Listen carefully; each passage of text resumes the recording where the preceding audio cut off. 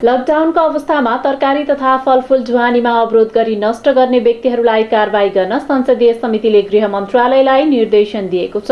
संघीय संसद प्रतिनिधि सभा अन्तर्गतको कृषि सहकारी तथा प्राकृतिक स्रोत समितिको बिहिबारको बैठकले कोभिड-19 रोकथाम गर्ने सम्बन्धमा कानूनलाई हातमा लिई अनधिकृत रूपमा तरकारी तथा फलफूल नष्ट गर्ने व्यक्तिलाई कारबाही गर्न निर्देशन दिएको हो। बैठकको निर्णय सुनाउँदै समितिका सभापति पूर्णकुमारी सुवेदीले किसानका तरकारी निर्वाध पसार गर्ने व्यवस्था मिलाउन र तरकारी तथा फलफूल नष्ट गर्नेलाई कारबाही गर्न गृह मन्त्रालयलाई निर्देशन दिएको बताए। पछिल्लो समय तरकारी तथा फलफूल ओसार पसारमा रोक लगाई नष्ट गरेका घटना बाहिरिएपछि समितिले त्यस्ता घटनामा संलग्न व्यक्तिलाई कारबाही गर्न गृह मन्त्रालयलाई निर्देशन दिएको हो।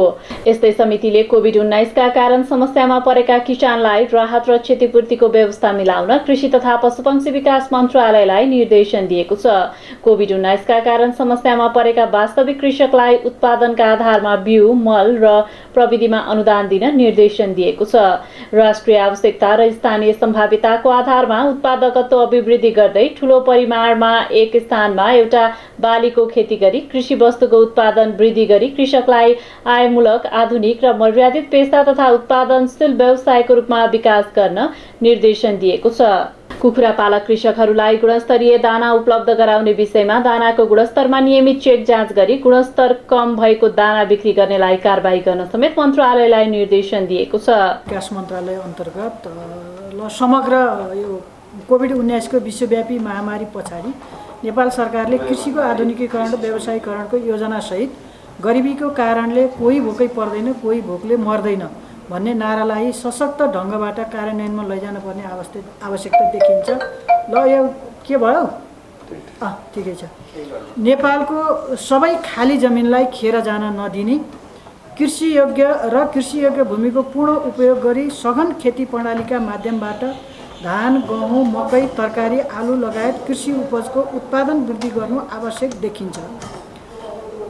साथै खाद्य सुरक्षाको स्थितिमा सुधार गरी स्वदेशी वस्तुको उपभोग गर्ने प्रवृत्तिलाई प्रोत्साहन गर्दै आन्तरिक उत्पादनलाई बढुवा दिई स्वदेशी उत्पादनले पुग्ने तरकारी एवं खाद्य सामग्री आयात गर्न रोक्न पर्ने देखिन्छ, जसका लागि राष्ट्रिय आवश्यकता र स्थानीय सम्भाव्यताको आधारमा उत्पादकत्व अभिवृद्धि गर्दै ठूलो परिमाणमा एक स्थानमा एउटा बालीको खेती गरी कृषि वस्तुको उत्पादन वृद्धि गरी कृषिलाई आयमूलक, आधुनिक र मर्यादित पेशा तथा उत्पादनशील व्यवसायको रूपमा विकास गर्न, कोभिड-19 का कारण समस्यामा परेका किसानलाई आवश्यक राहत तथा क्षतिपूर्तिको व्यवस्था गरी वास्तविक कृषकलाई उत्पादनका आधारमा सरल ढङ्गले अनुदान उपलब्ध गराई कृषकहरूलाई बिउ तथा मल र नवीनतम प्रविधि समयमै उपलब्ध गराई कृषकको लागतको आधारमा उत्पादनको उचित मूल्य प्राप्त गर्ने गरी कृषि उपजको बजारीकरणको प्रबन्ध गरी भूमि, पुँजी र प्रविधिको संयोजन मार्फत कृषि भूमिको सदुपयोग गरी कृषिको व्यावसायिक उत्पादन बढाउन आवश्यक कार्य तत्काल सुरु गर्न कृषि तथा पशुपक्षी विकास मन्त्रालयलाई निर्देशन दिने। कोभिड-19 को महामारीले थिचिएका पोल्ट्री कृषकहरूलाई सामान अभाव लगायतका बहानामा गुणस्तरहीन दाना तथा औषधिको बिक्री गरी किसानलाई थप मारमा पारिरहेको वर्तमान अवस्थामा खाद्य प्रवृत्ति तथा गुणस्तर विभागको कारबाहीमा प्रश्न उठाउन थालिएको छ। तसर्थ कुखुरा पालक कृषकहरूलाई गुणस्तरीय दाना मात्र उपलब्ध गराउन दाना उद्योगीहरूलाई अनुरोध गर्दै दानाको गुणस्तर नियमित चेक जाँच गरी कैफियत देखिएमा तुरुन्त कारबाही गर्न। गृह मन्त्रालय कोभिड-19 रोकथाम गर्ने सम्बन्धमा कानूनलाई हातमा लिई अनधिकृत रूपमा तरकारी तथा फलफूल नष्ट गर्ने पदाधिकारी व्यक्तिलाई कानुन बमोजिम कारबाही गरी किसानका तरकारी निर्वाध रूपमा ओसार पसार गर्न सक्ने व्यवस्था गर्न।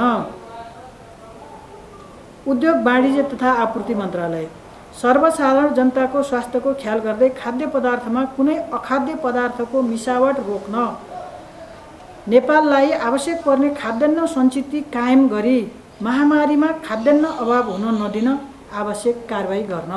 समितिले उद्योग वाणिज्य तथा आपूर्ति मन्त्रालयलाई पनि खाद्य पदार्थमा हुने अखाद्य पदार्थको मिसावट रोक्न आवश्यक कार्य गर्न निर्देशन दिएको छ। यस्तै नेपाललाई आवश्यक पर्ने खाद्यान्नको संस्कृति कायम गरी महामारीमा खाद्यान्न अभाव हुन नदिन समेत मन्त्रालयलाई निर्देशन दिएको छ।